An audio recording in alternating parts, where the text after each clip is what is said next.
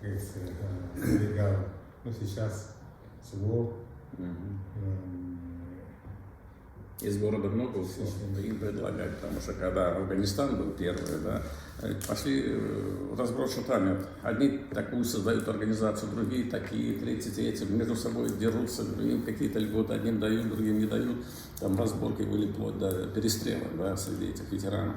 Поэтому сейчас ветераны начнут приходить, уже как-то возникает вопрос, что создать даже агентство по ветеранам при правительстве, да, которое будет целенаправленное, там, и льготы, и все, чтобы люди знали, куда идти. Поэтому вопрос сейчас начнет, именно социалка начнется в первую очередь, конечно же, по ветеранам. Мне льгот не дали, мне это не записали, мне вот этого нет, эта проблема тоже возникнет, она уже буквально через полгода ветераны уже насытят, уже будут возвращаться. Сейчас вот буквально вчера красный обоз поехал, да, то есть 5 тонн груза выехало. Ну, то есть каждый раз. Но нет, системы нет, да? Да, это раз. И второе, очень много сейчас обращений семей граждан с просьбами о представлении того или иного там направления помощи, да, которые не предусмотрены законодательством. Например, жилье, да, земельный участок, жилье там, и так далее. А это все ложится, в принципе, на вас, и как будто вы крайне, да? Да, мы говорим, что, ну, извините, да. Вы плохие, вы не даете там. Пока что закон не принят такой, и даже обсуждения нету, ну, так как, скорее всего, это пока операция не закончилась, и в последующем все равно это будет, но это надо дожидаться, и пока не можем оказать такую либо помощь.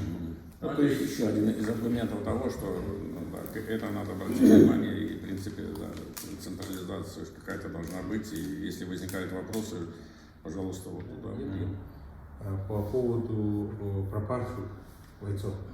Вот пропавшие, да, это вот пропавшие, погибшие, это ясно, да, а вот пропавшие без вести, да, вот, где искать, как, да, через какие каналы, какие льготы, не льготы, какое внимание они чем, какой документ должен быть, даже документа нет основного, вот, на основании которого считается вот с этого момента там, что считать, это да, и вот начнут создаваться, это Чечня показала, начнут создаваться сейчас еще комитеты солдатских матерей, вот или пропавших этих, да, вот это самая больная тема. Да, это беда. Ну, у нас пока таких фактов не было, но тоже как, если это так продолжится, это же боевые действия. Это беда будет, да, это беда. А боевые действия, они, одна часть здесь отвоевала, да, отвоевала эта часть, здесь их солдат пропал, да, а затем часть выводят в Россию, на ее место другая. И где искать, кому? Командир уже в другом, он Забайкалье уже, как он может искать и что он может искать, какие там меняются, офицеры меняются, уже не помнят этого солдата со временем, да, допустим, да, поэтому эта проблема есть, на самом деле, это отдельно уточнять надо. Вот занимаясь призывом срочников, например, мы сейчас сталкиваемся очень много проблем, даже не с детьми, а с родителями.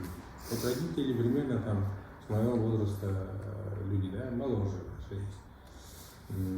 И мне так кажется, что вот это поколение, я вот в советское время захватил, я всегда рассказываю, у меня отец на полную громкость включал радио, тогда же это радио одно, кабельное. И в 6 утра начинал звучать гимн Советского Союза. Да. Я спал, когда, да, ну, отец специально это делал. Я вставал, гимн прозвучал, я обратно спать. Вот это считаю, что система воспитывала патриотизм. Да. А мне было всего там 7, 8, 10 лет. Сейчас, вот, к сожалению, этого нету, и вот то поколение, которое сейчас выросло и уже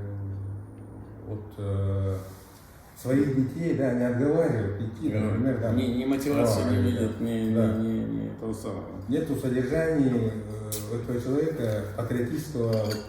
Потому что они такие сами выросли, без корней выросли. Поэтому приятно, когда приезжаешь в регион и находишь единомышленников. Спасибо вам. Спасибо.